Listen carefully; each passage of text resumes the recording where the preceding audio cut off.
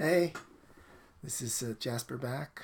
I did a show last week. I think it was last Sunday with White Whale Comics. It's really cool. Thanks to White Whale.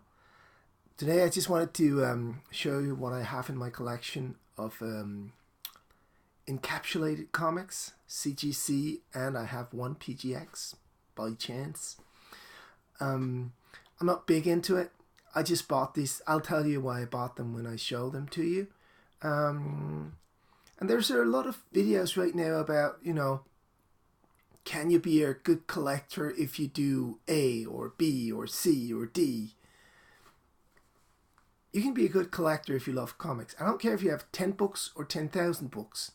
If you love them and you read them, it's not the quantity, it's not the quality, it's not about having, the more keys I have, the more I prove myself as a collector. No.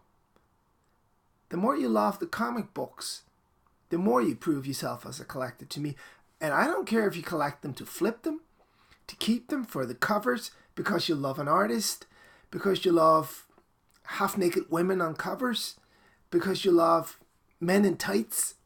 It doesn't matter why you buy them. You buy them because you love them. And that's the main thing about it. And you can be a collector and flip. I don't have a problem with that. I don't see why anyone would. I don't see why anyone would have a problem with you buying a comic book because of the cover of the comic book. That's why we like them, right? We like the covers. That's why we pick them up at the comic book shop. Because they have like a really cool cover. I buy some books every month just for the cover. Personally, I feel a little bit stupid about it because, I look at it and I put it in a Milo and I put it away. But I still do it. And I still love it when I get it, And there's that satisfaction. And sometimes I pull them out, Sometimes at the end of the year I do a top 10, the 10 best covers. And usually they are all cover buys. Because that's why I picked them up in the first place, because they had amazing, awesome covers. Anyway, if you're a beginner of a collector, you're probably not watching this because you're watching Reggie's or We Love Comics or Jim Comics or something other, which are great. I love that. Watch whatever you want to watch. Watch whatever fits you. Don't watch what people tell you to watch. Don't buy anything that people tell you to buy. Buy what you want to buy. Do the investment you want to make. Don't spend too much money. It's a good investment. Like the Serious Keys, the Golden Age. It's a really good investment. But it's always buying a house, Anyway, buy what you love. I would say read it, but you don't have to, because, some people buy these. Now, I collect the Uncanny X-Men. And I'm like this sort of collector. When I collect something I want them all. Like Queens, I want it all. And I want it now. Well, I do that too, but I can't afford it now. So, but I do want them all. I do want all the issues in the Uncanny X-Men run. And I'm missing 1, 2, 3, 4, 5, 6, 7, 8, 9, 10, 11, 12, 13. 13 issues I'm missing from the first run. And that does not include the variant covers, because I don't have them all. They're all later, but I don't have them, and I don't really care about them. I buy them if I find them cheap, but I don't want to pay like $100 for a variant cover. I think that's silly for me. I was watching something the other day. I think it was Jim's Comics, which I sort of, I like it. I don't like when people give you advice, but, but again, buy what you want to buy, right? And Jim is good that way. He's like, buy it if you can. I think this is a good investment. So, I like Jim's Comics. But he was saying he was always buying the A covers because of the B covers. So I'll put this down because it's distract me. I'm easily distracted. He's buying the A covers because they keep the value in the long run. And I don't agree with that. Not anymore. I think that might have used to be true, but in these past 2 years, like DC, they put out the A and the B covers. And they weren't like variants, they were just the B cover. And I think they changed the game. And I think they changed the game a lot for the future. And I think when future collectors will pick up the comics, they will pick up the nicest cover. Some collectors like me want it all, but definitely some people, maybe they'll just collect the B covers because they're, in most cases, better. So I think, pick the cover that you like the most. Don't pick the cover that everybody will tell you to pick. Just pick the one you like the most and cherish it, right? And yeah, sure, sometimes it doesn't go up in value, but if you don't buy them to sell them, so what? If you buy them to sell them, you gotta watch Jim's comics, you gotta watch We Love Comics. Bueller is very good. He loves comics a lot, but he's still good for investments. And Simpleman's comics. There's probably more out there, but they're really good if you're investing in comics. Especially We Love Comics and Jim's Comics. Check them out because they're good for investment. Yeah. Anyway, I was buying up Uncanny X-Men's. And sometimes these are cheaper than the Ross. Sometimes you get a good deal, and I got a really good deal on this. I can't remember what I paid. It wasn't that much. It's a 7.5, it's not an amazing grade, which is why it was cheap. I think it was $10 or something like that. I didn't have that many CGCs at that time. I think this was the first I bought, actually. I just thought it was fun, Now I have it. I'll probably crack it open because I like them open. I bought these 3 together. This is a 9.2, which is okay. I know there are people out there who doesn't collect anything less than 9.8, but I do. Yeah, it's a CGC 9.2. It's not amazing. And a 9.5. I got these 3 together. I think I paid $50 for the 3 of them. I couldn't buy them raw for that price, so I just jumped at it. Then I have some older X-Men books. And the reason why I bought these Encapsulated was because I live in Denmark. So returning a book is a bit of a problem because of the postage and all that. And I've been scammed a few times by eBay because you can you can study the pictures really well, but when you get the book in hand, there's a difference there, definitely, That's why you want it in hand. That's why you don't collect pictures of the books, but you collect the books because it's nice to have it in hand. I just got scammed a few times. Not like in a big way. It's just, sellers say it's a VF, and they price it as a VF, of course. No doubt about it. So I'm thinking, okay, it looks like a VF. I'll buy it. I'll pay the VF price. VF is very fine, 8.0. And I get it home, and it's a fine at the most. And it pisses me off, And then I can, of course, return it. I can't go through the whole process of getting my money back. And I've done that a few times. But most times I can't be bothered. And then I started buying older books. I'll do it with the new books. I don't care.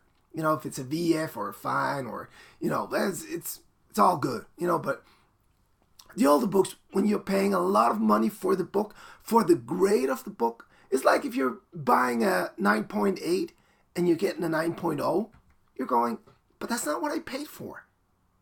I want what I pay for. I know I pay a lot of money for some comic books, right? We all do. But then we want the grade that we're paying for. So if you don't know how to grade, if you're not sure that the grade is this, then just say it's a higher grade book. Some sellers do that. And, then it can be all from 8.0, for me anyway, 8.0 to 9.8, in between there. I bought some books. I was disappointed. I was getting sick of it. So I was thinking, okay, so if I want this grade, if I want to be sure that this is the grade that I'm paying for and this is the grade that I'm getting, then I'll buy it encapsulated, right? This is a PGX, by the way, so it might not be an 8.0 because everybody's hating on PGX. I don't know. To me, it looks very nice.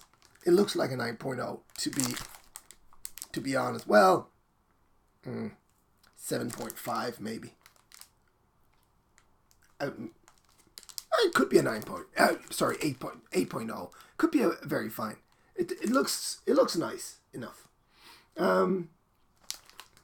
So I have a PGX. Yeah, it's but I know it's sort of this grade. This is what I paid for. This is what I'm getting. I didn't overpay for this. I have a dealer in England or Great Britain. I don't know. He might be in Scotland actually, or Wales. I think he's in England. Who I've been buying X-Men comics from, Uncanny X-Men comics from for the past 3 years, something like that. And I usually buy one a month. So he's very good to me. He's a very nice guy. He's very fair. And I trust him very much. I'll buy them raw from him because I trust him. But again, sometimes these older X-Men books are hard to find raw. And when I do, if I find them raw in the US, I have to pay a lot of money for shipping. And I have to pay customs and taxes. Which is an obscene amount of money on top of the fee for the book. So if I can buy them in Europe, I will. And this seller in England, he's very fair. He's a nice guy. He has a shop. So I'll definitely buy from him. There's another one I bought from him. It's a 7.5. This one doesn't really look like a 7.5. Yeah, it looks like the 8.0 actually.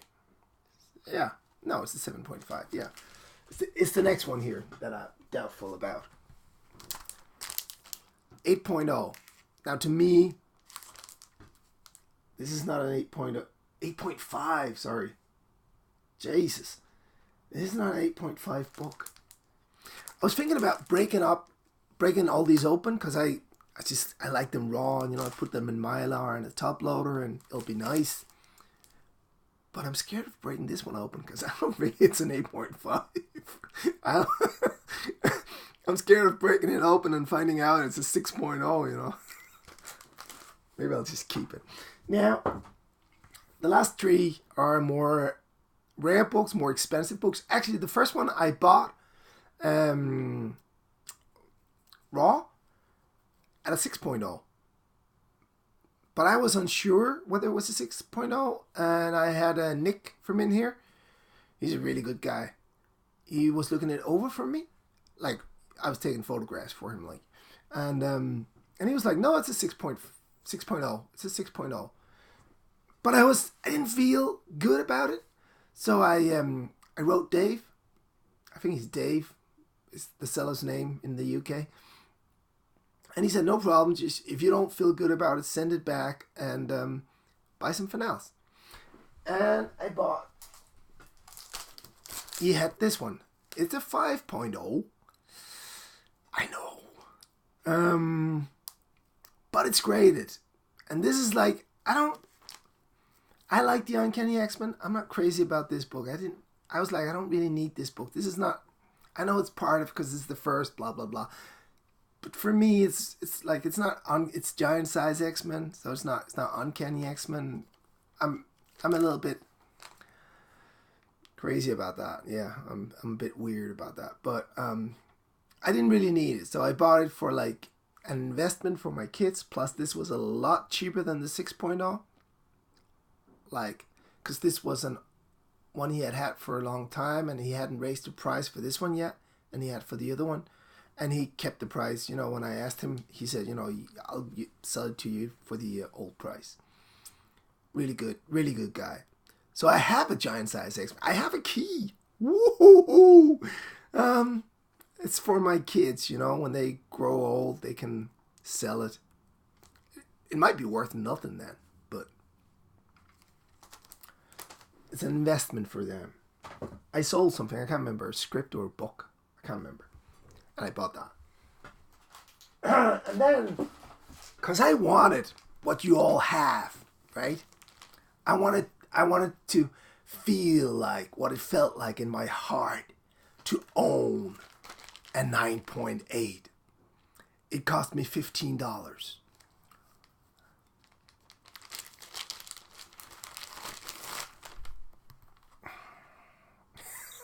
It's this. I like this book actually. I like the run here. It's Vils Potasio. It looks like she's showering in something else than rain, but let's not tell Marvel about that because they'll go back in time and change it then. I'm so scared of that. But now I have a 9.8. I have this raw as well. And I don't, I'm not going to break this open because I just, it's just having the 9.8. It's just, it's a hilarious thing for me. Now, the last one I bought, it's a book that I wanted for a long time. It's one of my favorite European artists. One of them. There's a few. He did a lot of covers for Marvel, and suddenly the feminists caught on to him, and they crucified him for this cover. You probably already know what I'm talking about. It's Spider-Woman 9.6, signed by Milo Manara. Milo Manara. I think you say Milo, right? Milo. I think his name is Milo in Italian. I don't speak Italian, so I think this is, for me, this is it's not, the cover isn't that sexy, but it's historic for me because this was a controversy in the comic book industry and in the United States in general, because it was all over the place, and everybody and their grandmother was writing about how awful this was and how it was portraying women and yada yada yada.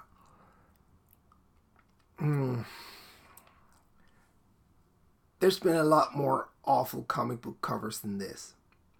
This is nothing. This is Spider-Woman with her ass in the air, and they placed the logo over her ass. She's got a nice ass. We like. I like a nice ass. I like Milo Manara. I like his women. I like the way he draws. He has a very special style, and I really appreciate that. He's you can tell it's a Milo Manara straight away, and I think that's amazing. 9.6 signed. It was expensive for me. Richie could buy like 10 of these in an afternoon and he wouldn't even notice. But for me, this was that was it for the month. I was buying this and I sold something, I can't remember. I think it was a screenplay. I can't remember. And I bought this. And I love it because it's comic book history for me. More than anything else. It's not for the cover, but for the history around it. And for me, this was the beginning of the Me Too. This was the first, I don't know how to say it in English. This is the first time, the Me Too movement sort of found itself and started hating and portraying women as victims. I don't understand why it's called a survivor. If you've been raped, I mean, I've never been raped.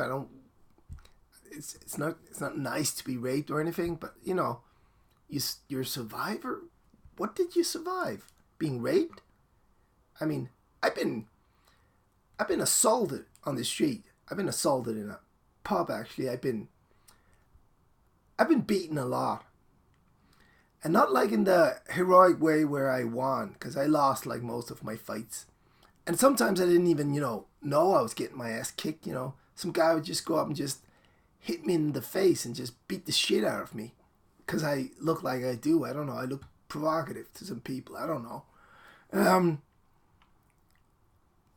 No, I don't. It's not. I'm not trying to take anything away from women who have been raped. I'm not.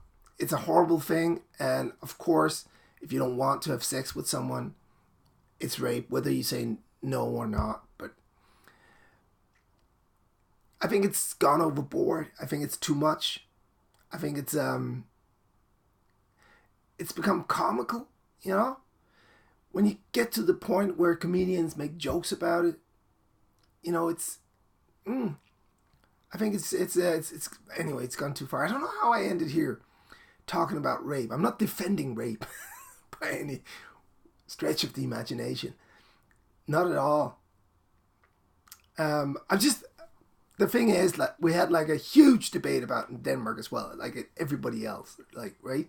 And we had this thing where we had this show that was put on by some female artists.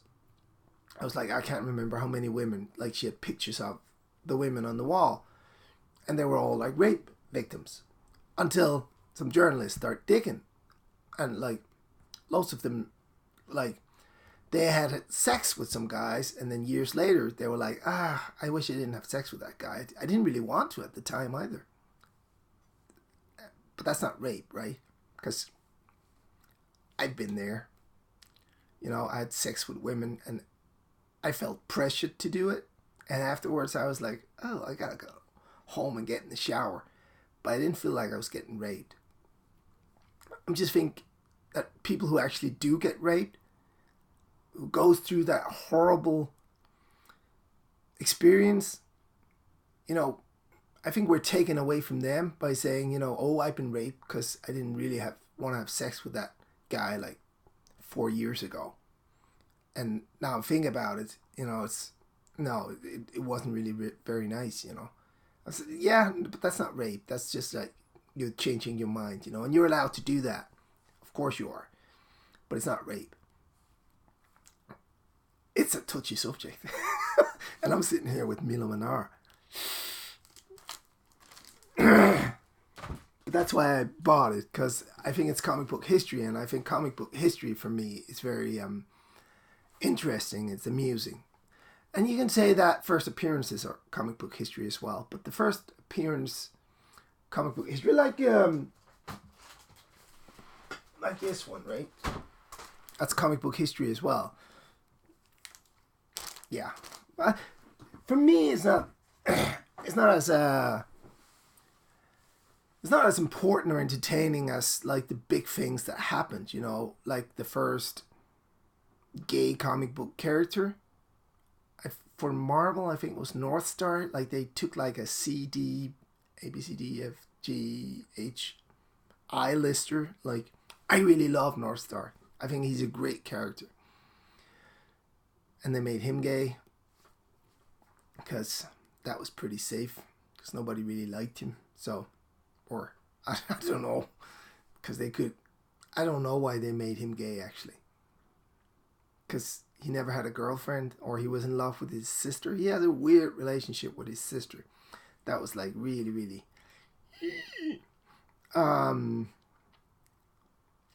What happened to her anyway? Oh, I don't know what happened to her. Anyway, just a little bit of comic book encapsulations. I have those, and that's all I have. I might get more. When I buy X-Men 1, when I sell this house, I will buy X-Men 1. I will buy it encapsulated. Unless I can like have it in hand and see it, I might buy it raw. But I don't think I'll get that opportunity. But if I do, I'll definitely buy it raw. Otherwise, I'll buy it encapsulated. To be safe, Because, yeah, it's a book. It's a very expensive book. For me, again, for Reggie, it's like... But for me, it's like... It's like I'm selling a house to buy. Not to buy that, but... Alright, so... I think we, like, covered it all. 9.8s. Signed. comic books. That's the only signed one I have. It's the Milo Manara. I know it's only a 9.6, right? Yes. What the hell are you doing, man? It's a 9.6. Toss it. Toss it out. I like it. I don't care if it's 9.6. It's signed by Milo Manara, and he's one. I have a few signed books actually. I can show them at a different and another time. Anyway, we covered Encapsulated comic books, CGC, PGX, signed, Giant Scientist X-Men 1, and Rape, all in one. Like, go. Yeah, maybe I should try to. I stray a little bit. Maybe I should try to be more focused on the subjects. Yeah, so that was it for me. This lovely Tuesday, raining outside in Denmark. Weather is shite. It's grey. But I have to get to work. I just got a new assignment and got to finish it. So actually, it's funny. I'm just gonna tell you this.